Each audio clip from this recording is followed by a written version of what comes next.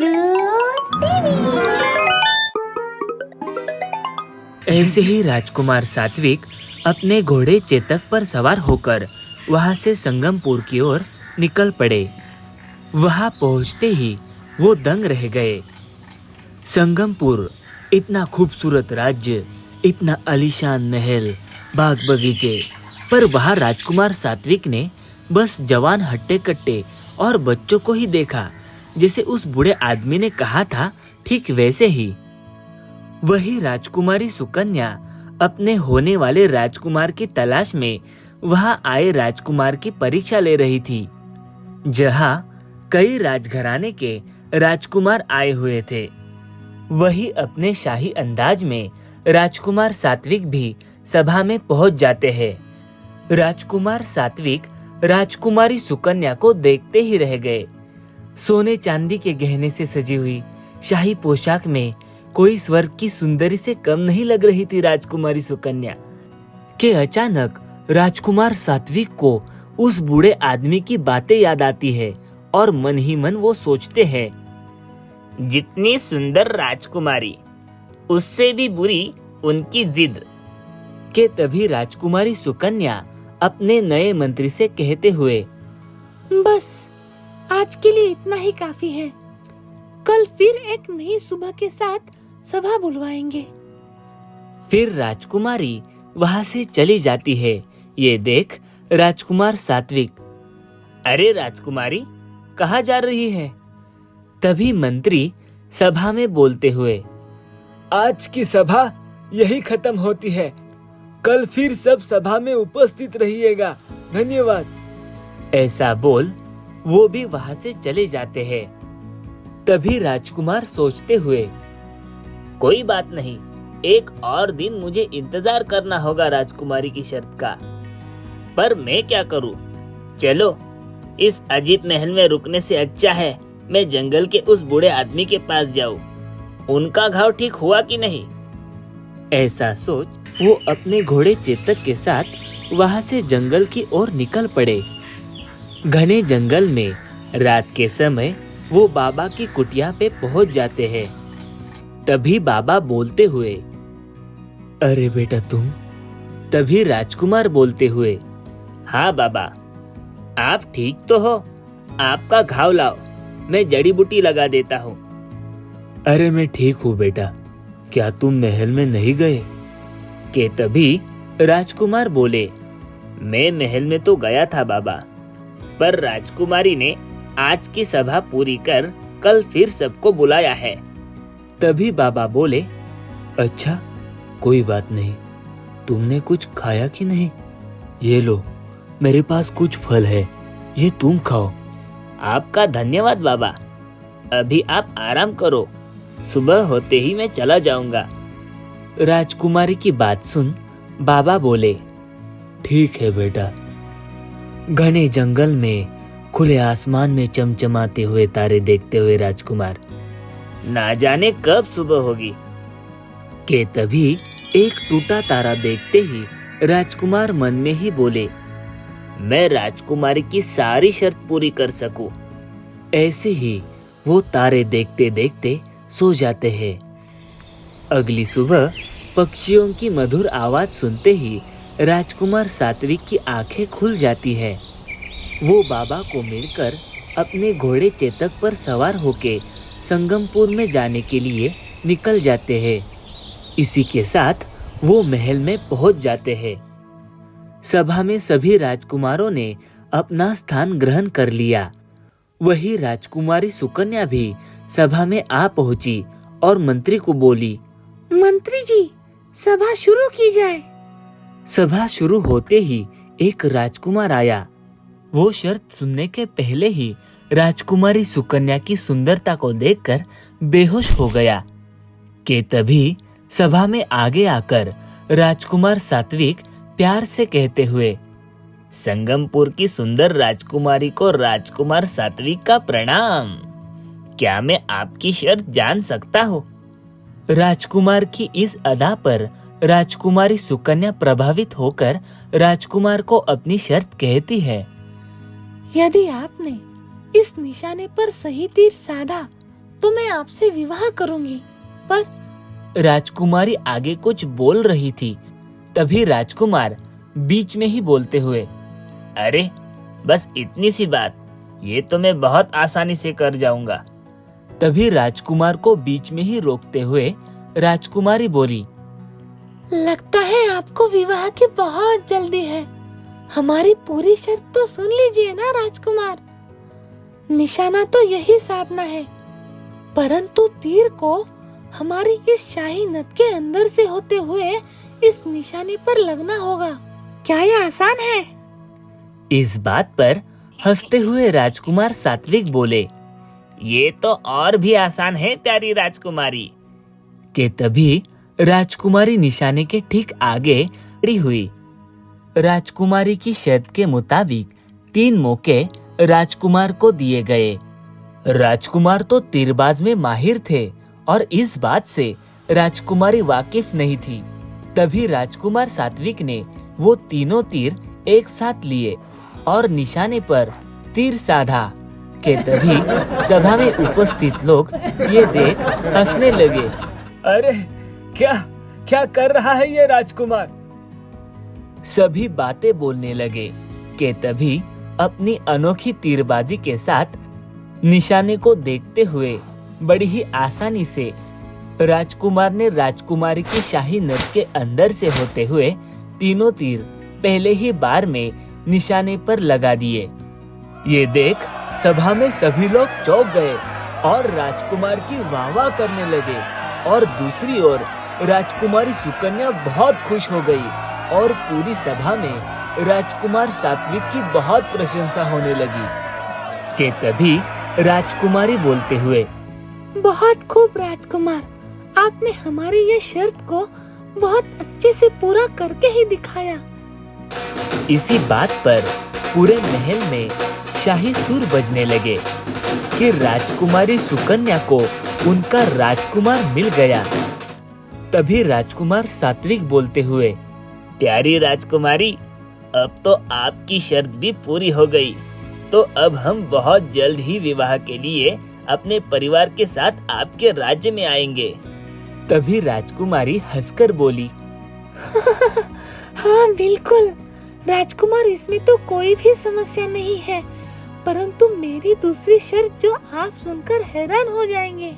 दूसरी शर्त यह है कि आप हमारे राज्य में विवाह के लिए आएंगे, पर आपके बारात में कोई भी बूढ़ा व्यक्ति मुझे नहीं चाहिए। सिर्फ बच्चे और जवान लोग ही हमारे विवाह में शामिल हो सकते हैं। राजकुमारी की ये बात राजकुमार सात्विक को पता थी, फिर भी उन्होंने अनजान बनकर राजकुमारी से पूछा, माफ करना राजकुमारी, पर ये कैसी शर्त है? मेरे माता पिता भी नहीं आ सकते हमारे विवाह के लिए आपके इस शर्त के मुताबिक? तभी राजकुमारी बोलते हुए, हाँ कुछ भी हो, हमारे विवाह में बस जवान और बच्चे ही आएंगे। अगर आपको ये शर्त मंजूर है तभी आप मुझसे विवाह कर सकते हो। राजकुमार सात्विक बड़े ही बुद्धिमान थे। राजकुमारी की ये गलत जिद को लेकर उन्हें सही सबक के लिए राजकुमार ने ये भी शर्त मंजूर कर ली। तभी राजकुमारी ने भी खुश होकर अपने सही पात्र के साथ अपने विवाह का ऐलान पूरे राज्य में कर दिया। वही राजकुमारी की रजामंदी लेकर राजकुमार सात्विक अपने राज्य के लिए निकल पड़े। राजकुमार सात्विक वहां से निकलते ही कई सारी बातें उनके दिमाग में दौड़ रही थी। वो सोच रहे थे कि ये सब बात वो अपने घर वालों से कैसे बताए। ऐसे ही वो शाम तक अपने शाही महल में पहुंच जाते हैं। आते ही वो महल में अपने पिताजी महाराज विक्रमादित्य से मिलते हैं और उन्हें सारी बात कहते हैं। ये सारी बातें सुन महाराज विक्रमादित्य दंग रह जाते हैं। तभी राजकुमार सात्विक को साथ लिए सोगंद के घने जंगल में रहने वाले भविष्यकाली के पास जाते हैं। भविष्यकाली एक बहुत ही बूढ़ी और ज्ञानी औरत थी, जिसको 7 पुराणों का ज्ञान था। साथ ही वो जादू भी जानती थी।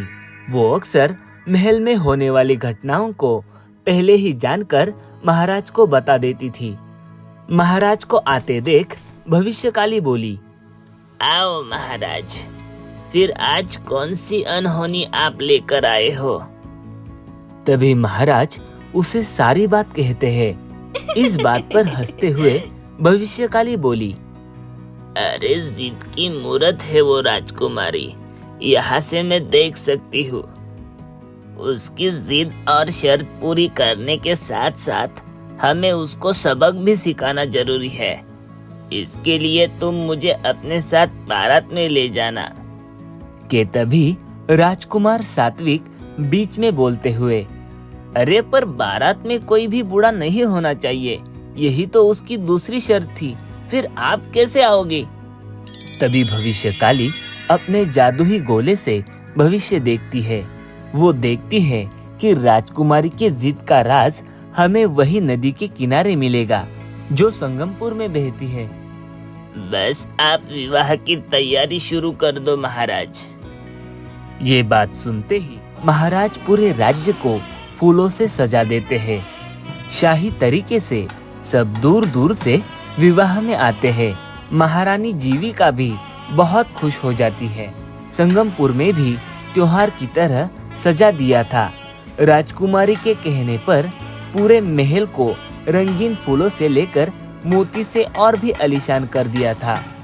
वहाँ राजकुमार सात्विक भी अपने राज्य से बड़ी ही धूमधाम से बारात लेकर निकल पड़े। शाही हाथी, घोड़े का रथ, सब लोग अच्छे अच्छे पोशाक पहने बारात में शामिल हुए। जैसे ही वो नदी आती है, भविष्यकाली एक नन्ही लड़की का रूप लेती है। ये देख महाराज आश्चर्य हो जाते हैं। नदी के पास जाते ही भविष्यकाली को 2 तरबूज मिले, जिसमें एक हरा और एक पीला था। वो तरबूज को अपने साथ में लेकर बारात को आगे बढ़ाने के लिए बोली। के तभी महाराज विक्रमादित्य बड़ी ही सोच के साथ बोले, अरे ये क्या तरबूज, इससे राजकुमारी के जिद का क्या मेल है? तभी भविष्यकाली हंसते हुए बोली, आप बस देखते जाए और चिंता मुक्त होकर अपने राजकुमारी का विवाह करें। अरे पर आप तो बदल गई एक नन्ही लड़की में, पर जो ये बाराती है जिसमें कई सारे राजा रानी और कई बूढ़े लोग हैं, उनका क्या? अरे बस भी करो राजन, मैं सब संभाल लूंगी, विश्वास करो। ऐसे ही बारात संगमपुर में पहुंच जाती है। बारात की आवाज जंगल के वो बूढ़े आदमी को सुनाई पड़ी।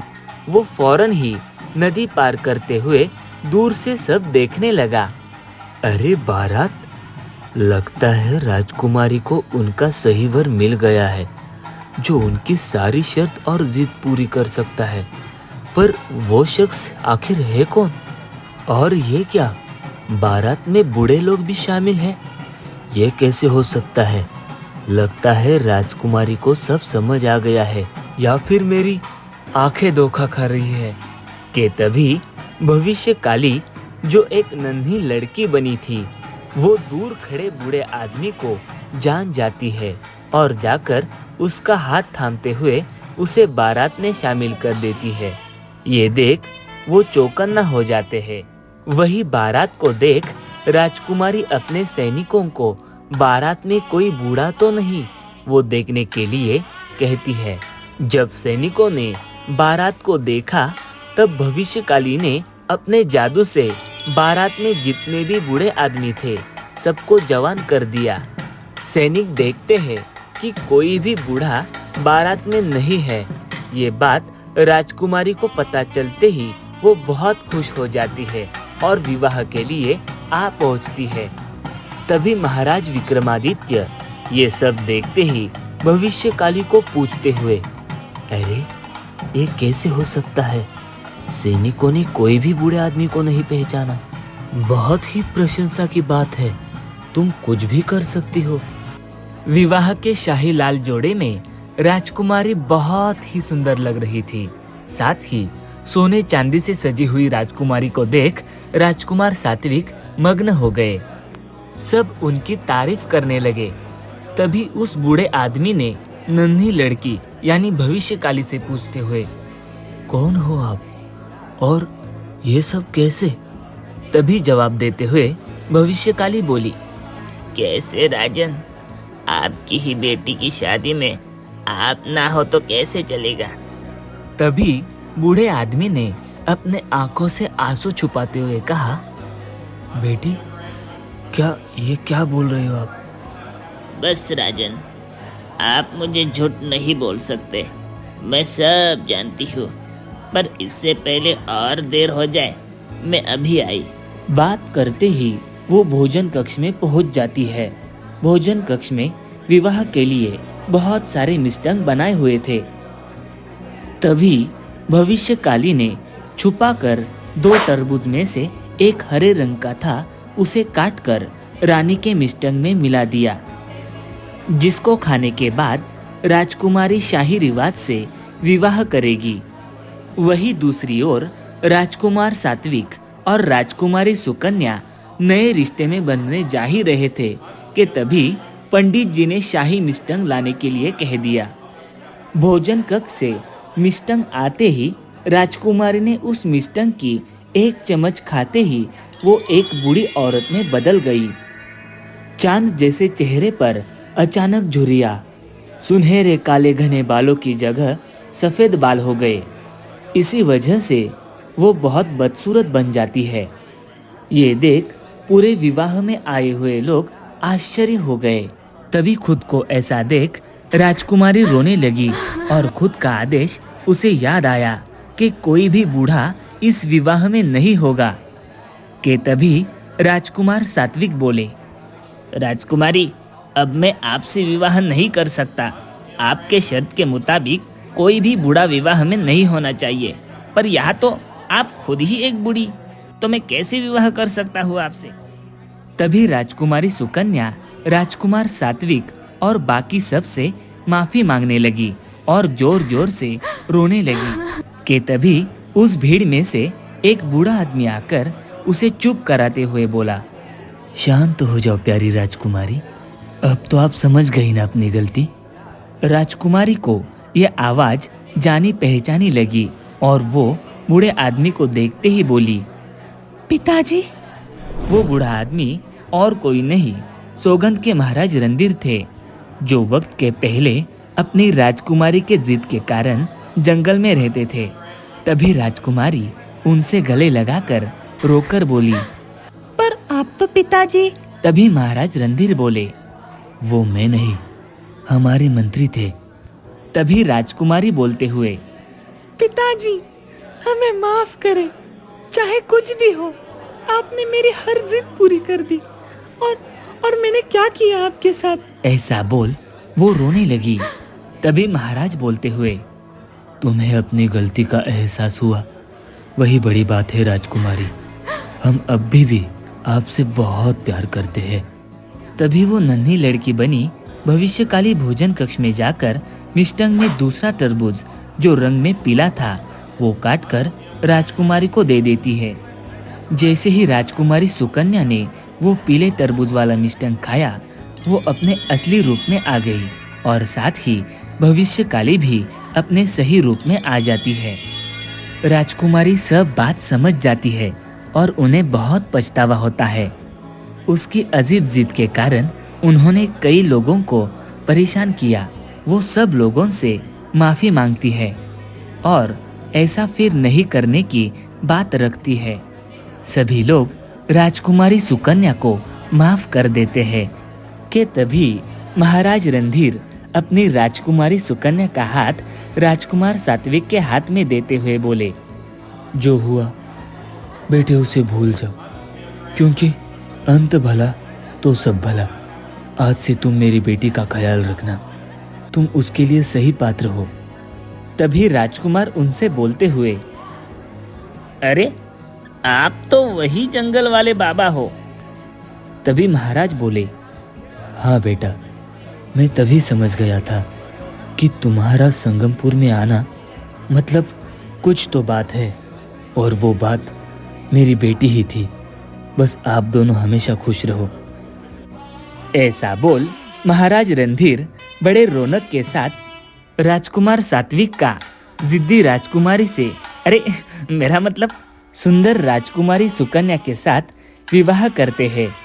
सभी मिलकर उन्हें बहुत सारी शुभकामनाएं देते हैं। महाराज रणधीर भी राजकुमारी की प्रशंसा करते हुए अपना राज्य उनके हाथ में सौंप देते हैं। दोनों राज्य में बहुत बड़ी दावत होती है और अब तो राजकुमारी सुकन्या कोई भी जिद नहीं करती, ना ही कोई शर्त रखती है। ऐसे वो दोनों मिलकर अपने दोनों राज्य का नाम रोशन करते हुए खुशी से रहने लगे। तो दोस्तों, कहानी आपको कैसी लगी हमें जरूर कमेंट करके बताएं और ऐसे दिलचस्प कहानियों के लिए हमारे चैनल गुगलू टीवी को सब्सक्राइब करें, लाइक करें और बेल आइकॉन को दबाएं ताकि ऐसे कहानियों का आप मजा उठा सको। धन्यवाद। हेलो दोस्तों, कहानी आपको पसंद आई हो तो गुगलू टीवी को लाइक करें, सब्सक्राइब करें और बेल आइकन को दबाएं और अपने दोस्तों के साथ शेयर करें।